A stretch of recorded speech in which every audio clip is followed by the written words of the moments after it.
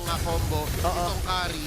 Then tapos na, pinasok! Ayun na, tatapusin na nga rin ata nila. Nakatakas dito itong si Ashrin. Pero mamamaalam itong si Pancake. Ngayon, bibidbidin si Agent N. At nakakuha na naman ng kill itong si Bober. Talagang nagwawala na para sa isang Zushin. Anong nerf? Walang nerf. Sa totoo lang, nerf siya. Kasi may mga adjustments in-game na labeled as nerf, pero mechanics change lang, di ba? Oo. Itong kay Zushin, pre, totoong nerf to. Oo. Pero yung paglalaro niya, parang wala nangyari. Parang wala talaga nangyari, pero may mangyayari din na mula sa punta dito na Virtus 4 nagamit ng AOG. Naku po! Dalawa ka rin napatumba nila, inirisata si Pancake. Pero nandun yung Flying Clouds na nakasakay itong si HHN. Sabog na rin yung Holy Blessing dito sa gitna. Lord is up for grabs. 9 minutes pa lang, 10,000 na lamang dito ng Virtus. So parang on average, 1.1k per minute, ang Naku. gains ng Virtus Pro.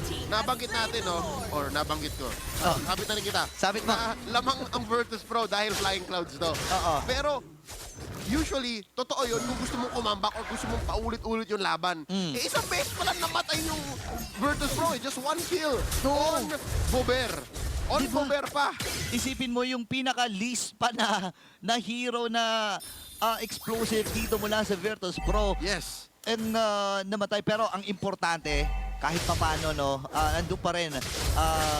Buhay pa rin naman yung kabuuan ng base turrets dito ng Radiance Legends. Yung Lord ay patungo sa gitnang bahagi. And sapat din naman yung clear wave nila kung iisipin mo, no? Sapat pero mabagal. Mabagal nga lang. Oo. Pero kahit paano sapat. Meron. Meron niya. Meron. We've seen much worse wave clear. Pero ito, feeling ko mahirapan pa rin sila. Lord, tatambaan na yung mid. Nalapagan na rin ng Lord pathway. Ayan na, tatahian din yung Sagechen. Natutunaw siya mula doon sa mga puncture dito ni Zaur Egoist. Daylight ata pipilitin na lang. Napaplikan na rin with the Blazing Duet. Babasagin na rin ito sa may top lane. Tuloy-tuloy ata dito ang Virtus 4. Mabibitbit na naman itong si HHN. Ngayon diretso na ata ang Virtus Pro para tapusin ang laban ito. Nakadalawa na si Bober. Magiging tatlo pa nga ata. Yung ultimate dito ni Hehehe inilatag din. Pero nandun yung final slash.